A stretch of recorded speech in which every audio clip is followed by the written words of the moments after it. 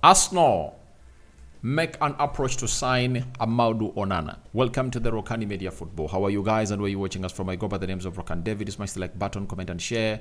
If you're only watching us for the very first time, endeavor to subscribe to this channel so as not to miss out on stories that we do upload in here on a daily. Rokani David is my name. You can as well call me RD, and we're here to obviously break down or pick out the bonds from the story of Amadou Onana to Arsenal. We thank God for the gift of life, the Muslims, Barakallahu Fikum, and we're here to obviously talk about Xavi coming out and really making a very huge announcement as far as their inability to really make signings and register players in the January transfer window after registering Victor Roque, and Brazil have gone ahead to name their new coach. You know him very well. He has been at Sao Paulo, and he's now the permanent coach for the Brazilian national team. Let's see close to 100 likes in this video. Don't forget to subscribe to this channel. Sorry about that. So as not to miss out on stories that we do upload in here on a daily. And Rokani David is my name. I repeat it. That's my name, and hope you guys are really having fun wherever you are. Now, Arsenal are really having problems in the midfield, and it looks like they've gone ahead to settle it up with a decision to bring in Amadou Onana. And this decision has been first broken by Alex Crook, working in from the TalkSport and correspondent at the Star Sports Bait Ambassador. Then he told us that Arsenal, a player to keep an eye on with Arsenal is Amadou Onana at Everton. With the Toffees' financial predicament, there is a possibility that he could be sold this month. That is it through coming in from Alex Crook. And why is this possible? Arsenal are really having financial problems, and not Arsenal, Everton, and that's the reason as to why they went ahead to really get a reduction of, I think, were they 10 or 11 points. I think between 9 and plus points were really deducted from Everton, and Everton are really having a very huge problem in that. And they want to obviously find a solution for that, to set it that they don't find themselves in a position that could cost them more points at their club, to set it that they will get relegated. They've gone ahead to perform very well, but it looks like they need to sell a player to get in a player. Sorry, they need to sell in a player to get in more money, such that they don't get more penalties, because there have been more charges planned on Everton, and they have to really do the needful during this winter transfer window to move on a player that could get them between 50 and 60 million pounds, the amount of money they value this player. But Arsenal are at the forefront to convince this player to come in through and really play for them. And to show you that there is a huge plan to get in or to get out Amadou Onana, no sooner had Hannibal of Man United agreed a deal to join Sevilla on loan than Everton went ahead to hijack the deal. They want to convince Hannibal to come in through and really play for the club of Man United.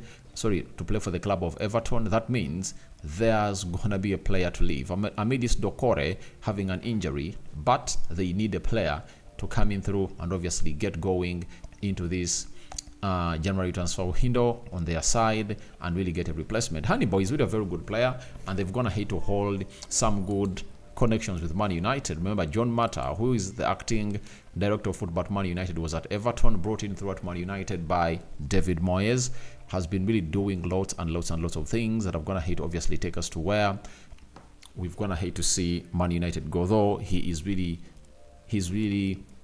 an incompetent guy, very incompetent and naive, and that's why he has not gone ahead to take United to where they deserve to be amidst the huge budget he has been provided. So United sold James Garner to Everton. They're having a very good relationship, and they might really crack a deal of Hannibal, and I would love to see Hannibal play in the Premier League. So Everton are planning something to get in a player, meaning that there is a very huge departure expected. That's why they're going in for Hannibal, because they're having Idrissa Gueye, they're having Gomez, they're having Dokore, and they're having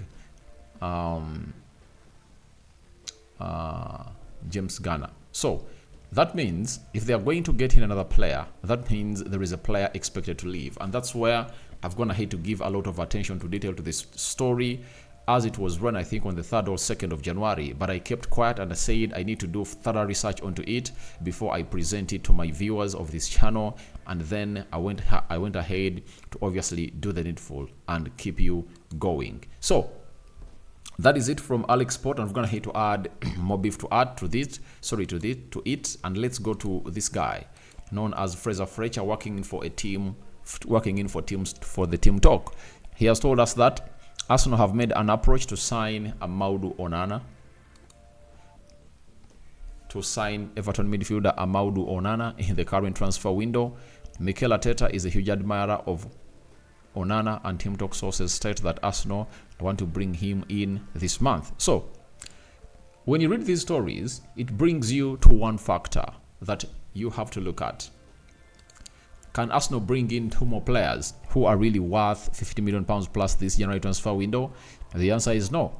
I think the only room they have is to really get in only one player, and that one player might be Amadou Onana, meaning that Arteta has gotten to know that Thomas Partey, injury prone as he is, I cannot rely on him, and I should get in a midfielder that could save my season.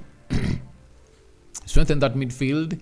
I won't go in for centre forward, as I'm having Jesus, Nketiah, Trossard, and Kai Havertz, who can play as number 9s for the club of Arsenal. And one is going to ask me about Rokani.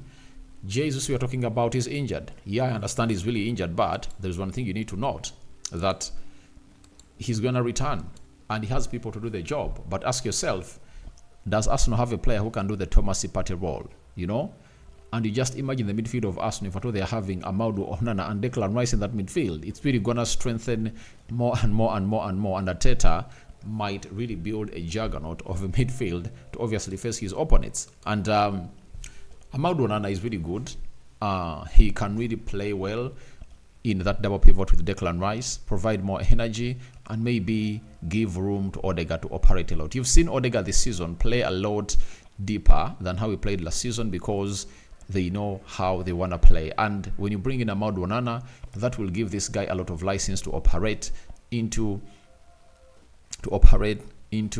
the final third positions of the pitch a lot, and pushing him forward and getting him out of allowance, because he'll be having a double pivot playing behind him, allows him to really score goals, because he has a lot of threat to goal, and he has that line breaking pass that can release his center forwards to find themselves into a finishing mode of the goal. So that is it from Arsenal. Amadou Onana is a very huge deal that most of you should really look at, and Arsenal have gone ahead to really approach Everton to see if these things really go on as planned. And I think Everton is willing to sell and Arsenal is willing to buy.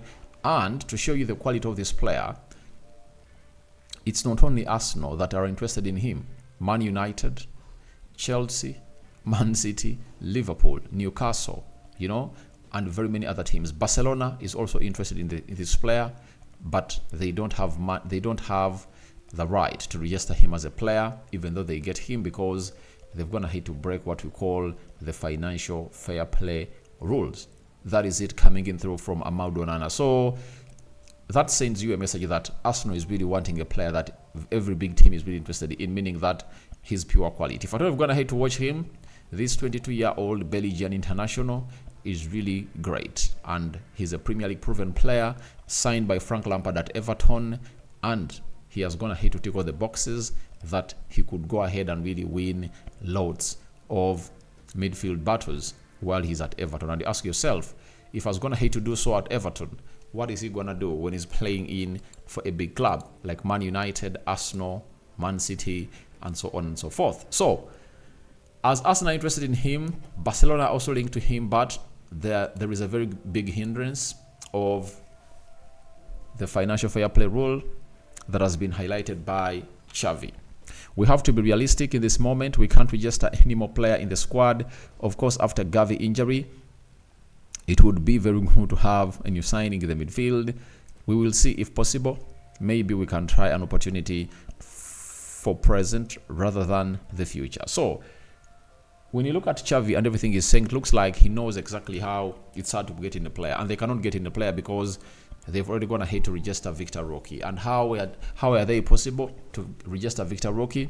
Because of the Champions League money they got in as a club, and they've gone ahead to obviously create space for him to come in through. So they've gone ahead to admit they cannot really get in players, and it's really hard for Xavi. And people are judging Xavi, but for me, in my opinion, I don't judge him, because all the managers they've been talking about and hailing at Barcelona, we are not affected by the financial fair play rule. We all know they're not affected by the financial fair play rule, and it has always been Barcelona at the helm of making huge transfers and giving players huge salaries. So that means every manager could get every player he wanted. But this guy has gone ahead to miss out on very many players that he wanted, and has gone ahead to find himself getting in players who are not meant to be quality of Barcelona. So he has gone ahead to integrate in a lot of players from the academy, the Yamals, the Baldes, but it's not obviously working well for him because he's lacking in quality. And to show you that he's lacking in quality,